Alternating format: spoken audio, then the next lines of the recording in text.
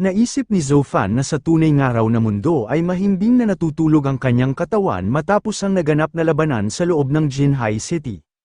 Hindi niya nga raw inasahan na imbis na makapagpahinga ay mapapasok naman ang kanyang kaisipan sa loob ng isang pagsubok. Umatake na ang ating bida at naisip na pipilitin niya nga raw ito na matapos ng maaga gamit ang kanyang battle sword technique na Splendid Sword Power. Ginamit na ni Zofan ang kanyang pinakamalakas na skill pero madali lang itong pinantayan ng misteryosong lalaki. Pinuri din ito ang ating bida dahil na-master ng araw nito ng maayos ang Splendid Sword Power. Tinanong ng misteryosong lalaki si Zofan kung sigurado na ba raw ito na gusto siya nitong labanan ng ganoon lamang ang ginagamit na kapangyarihan, napakalayo pa nga raw ng lakas nito kung ikukumpara sa kanya. Hindi makapaniwala ang ating bida na mahihirapan pa rin siyang kalabanin ang misteryosong lalaki kahit na napakalaki ng iniangat ng kanyang lakas kaysa nung huli niya itong nakalaban. Pero hindi pinanghinaan ng loob si Zofan dahil hindi lang daw limitado sa ganoon ang kanyang lakas. Ginamit ng ating bida ang kanyang Flaming Sword Territory at Battle Territory habang ina-activate niya ang kanyang Giant Sword. Gagamitin niya nga raw ang dalawa niyang teritoryo para likhain ang pinakamalakas niyang pag-atake.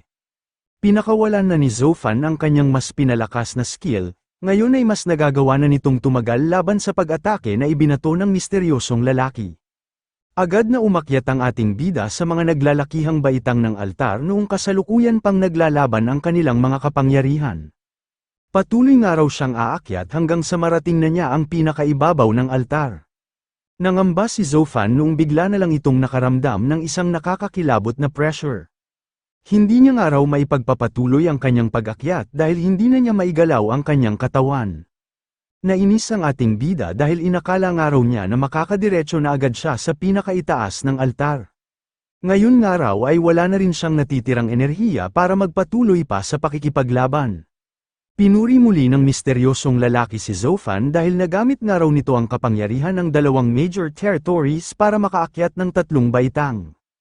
Pero kung gusto nga raw nitong pataasin pa ang kanyang lakas ay hindi niya nga raw ito magagawa sa kasalukuyan nitong kapangyarihan. Kailangan pa nga raw madiskubre ng ating bida ang kanyang mga kapangyarihan at subukang gisingin ang natutulog na puwersa sa katawan nito. Nagtanong si Zofan sa kanyang senior kung ano raw ang ibig sabihin ng sinabi nito na may natutulog na puwersa sa loob ng kanyang katawan, hiniling niya sa kanyang senior na linawin nga raw sana nito ng maayos. Sumagot ang misteryosong lalaki at sinabihan ang ating bida na mukhang wala nga raw talaga itong alam sa taglay nitong talento. Pero dahil nga raw nakaakyat si Zofan ng 3 baitang ng magkakasunod, bibigyan niya nga raw ito ng gabay gamit ang kanyang espada. Sinabihan niya ang ating bida na pakiramdaman nga raw nitong mabuti ang kanyang gagawin, damahin niya nga raw ang battle sword na ito gamit ang kanyang puso. Napasailalim si Zofan ng kapangyarihan na ini-activate ng misteryosong lalaki. Doon na niya nakita ang kanyang Flaming Sword Territory na nag-transform para maging isang bulkan at ang kanyang Battle Territory na naging isang karagatan. Napapaisip siya kung ang mga advanced version ba raw na ito ng kanyang mga teritoryo ang tinutukoy ng misteryosong lalaki. Nagulat ang ating bida noong makaramdam naman siya ng makapangyarihang aura sa loob ng kanyang katawan. Hanggang sa napagtanto niya na mukhang ito nga raw ang magiging totoong anyo kapag lumaki na si Little Gray.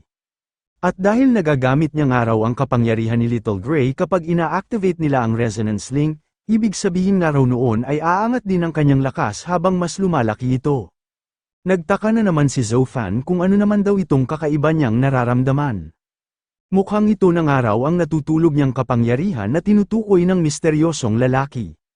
Habang pinagmamasdan niya ito ay may bigla itong ipinakita sa kanya. Napapaisip ang ating bida kung ano nga raw kaya itong kakaibang lugar na nakikita niya ngayon.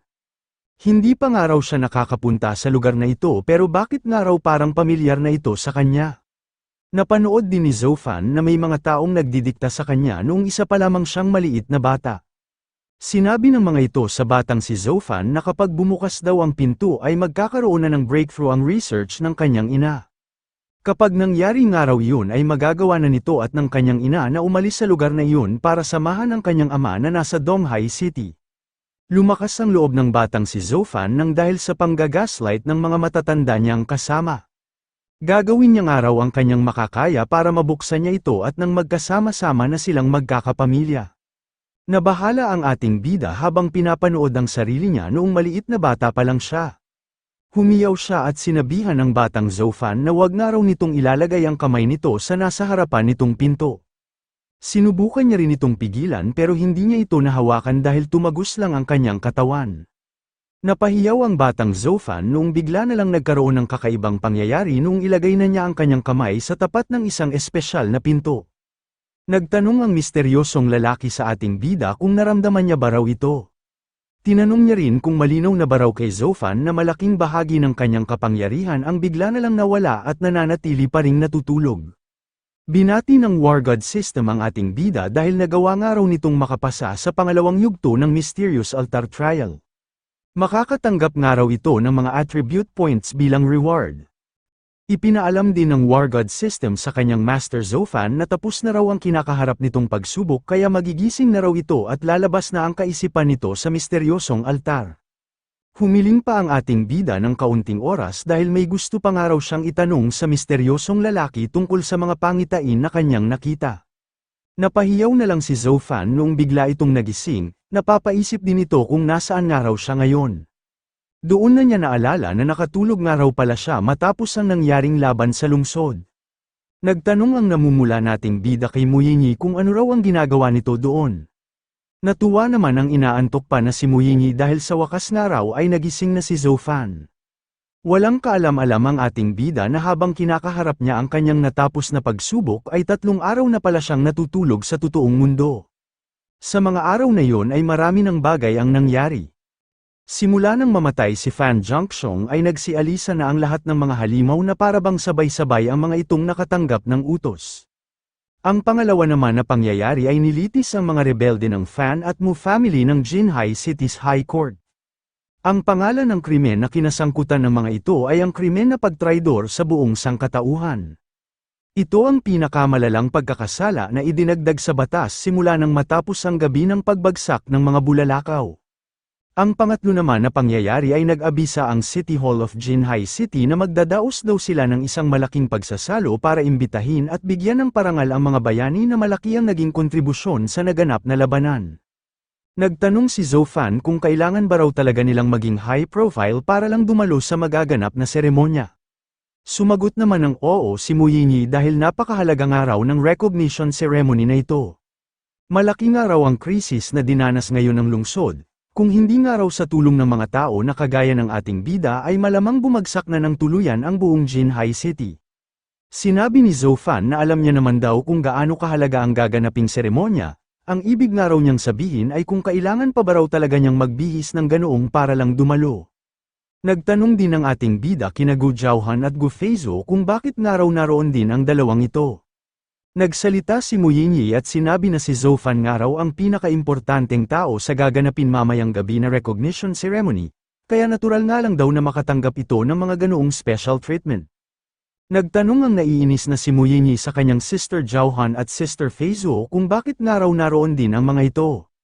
Halos kakatapos pa nga lang daw ng naganap na labanan sa loob ng Jinhai City, sigurado nga raw siya na marami pa rin ngayong inaasikaso ang buong Gu family.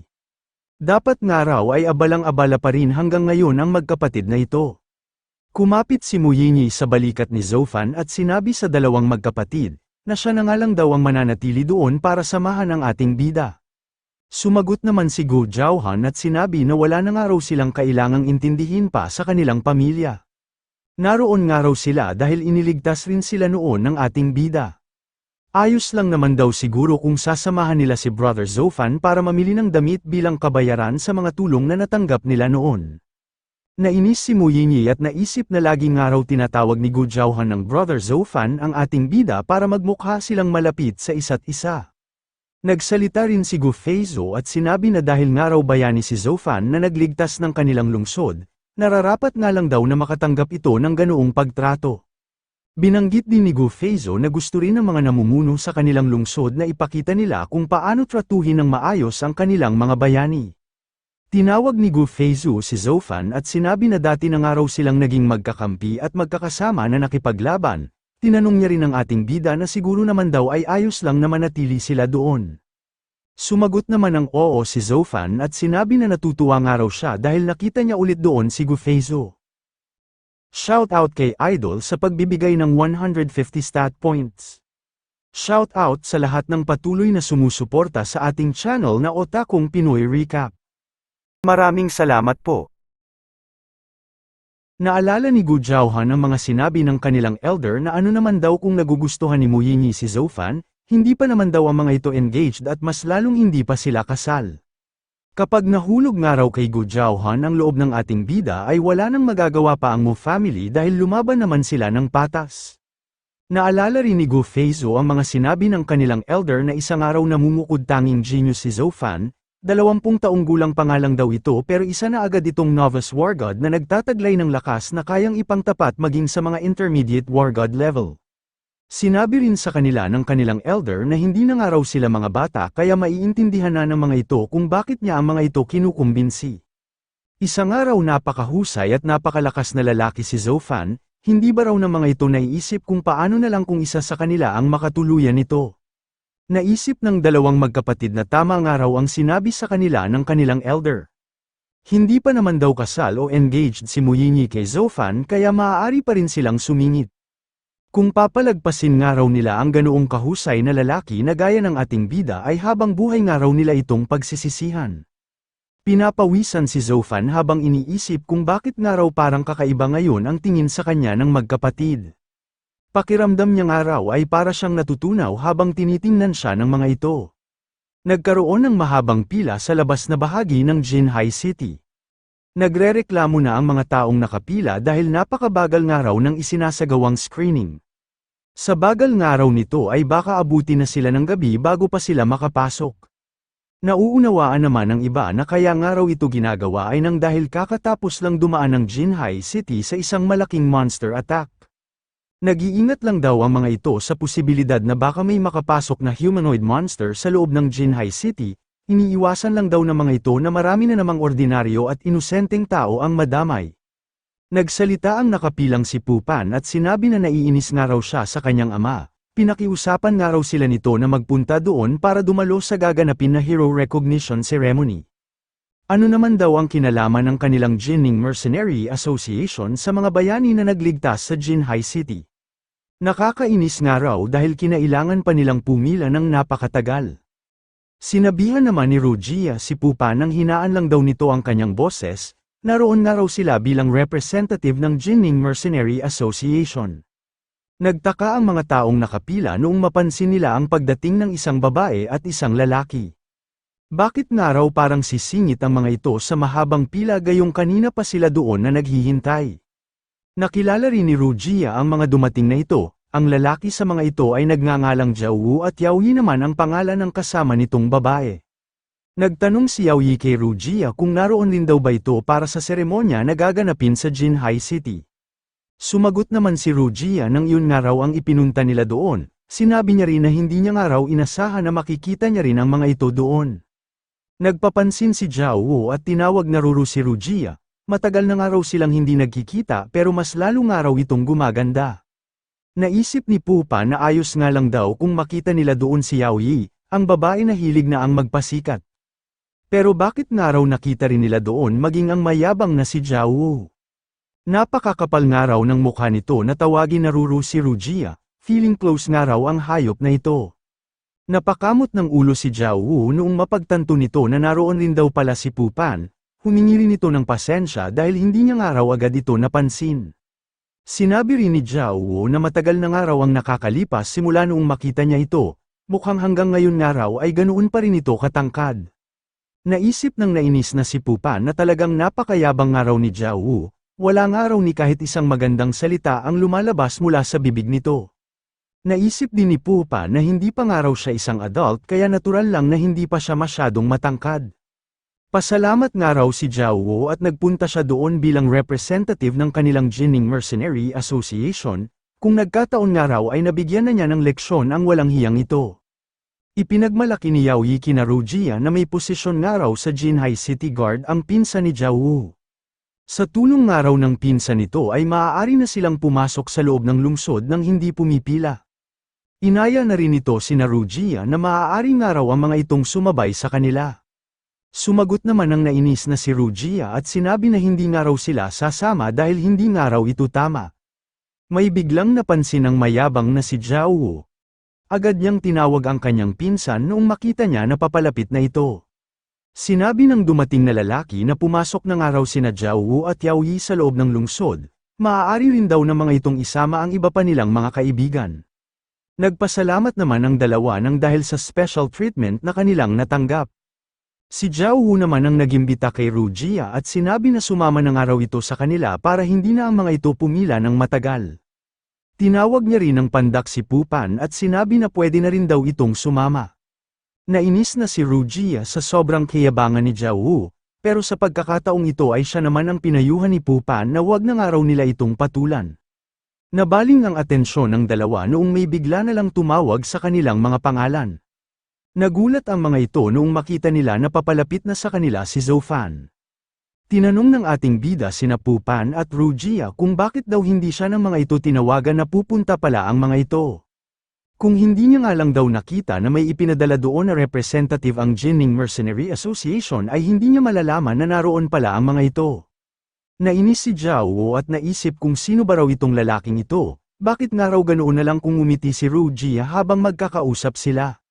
Sisiguraduhin niya nga raw na mamaya ay patuturuan niya ito ng leksyon sa kanyang pinsan.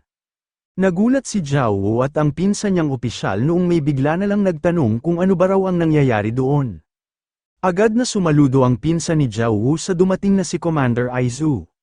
Kinakabahan ang lalaking ito dahil hindi niya nga raw inasahan na magsasagawa rin ng inspeksyon ang kanilang commander.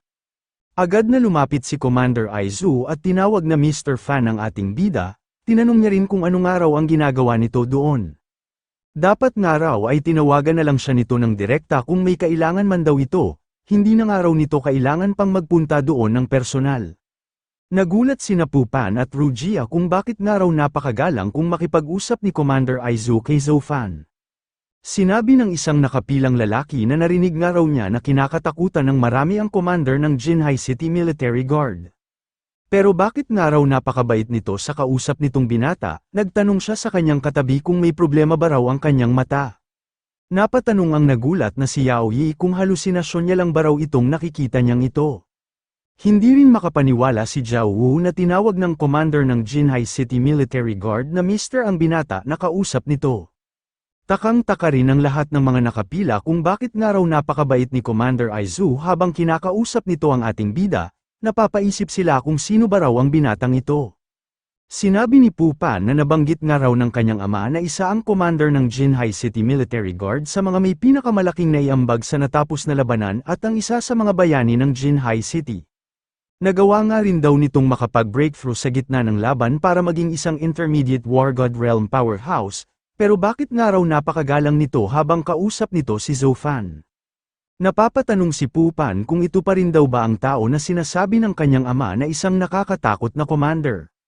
Sinabi rin ng naguguluhan na si Rugia na sa palagay niya nga raw ay ibang tao ang tinutukoy ng kanilang presidente. Bigla na lang uminit ang dugo ni Commander Aizu noong maunawaan na nito kung ano ba ang nangyayari doon. Nagulat si Pupan sa aura na inilalabas ng babaeng commander, ganoon nga raw pala kalakas ang aura ng isang intermediate level war god. Naisip rin ni Rugia na mukhang ito nga raw talaga si Commander Aizu na nabanggit ng kanilang presidente. Sinabihan ng nagagalit na si Commander Aizu ang kanyang tauhan na bukod nga raw sa pag-abuso nito sa kanyang posisyon, ay talagang hindi nga rin daw nito inintindi ang mga kaibigan ni Mr. Fan. Makakatanggap nga raw ito ng parusa na naaayon sa kanilang batas. Nagalit ang lalaking opisyal kay Zhao Wu dahil binigyan nga raw siya nito ng isang malaking problema. Humingi ng pasensya si Commander Aizu sa pagkakamali na nagawa ng kanyang tauhan. Sinabihan naman ni Zhou Fan si Commander Aizu nang hindi nga raw nito kailangang humingi ng tawad. Pinarinig ni Commander Aizu sa mga taong nakikinig na kung hindi nga raw sa tulong ni Mr. Fan ay hindi nila magagawang depensahan ang kanilang Jinhai City, kung wala nga raw ito ay baka patay na sila ngayon. Nararapat nga lang daw nila itong itrato ng maganda bilang bayani na nagligtas sa kanilang lungsod. Naisip ni Pupan na sinabi nga raw ng kanyang ama na ang hukbo ng mga halimaw na lumusob sa Jinhai City ay puro mga Monster King level. Hindi siya makapaniwala na nagagawa na ring pumatay ni Zhou Fan ng mga ganoong kalakas na halimaw.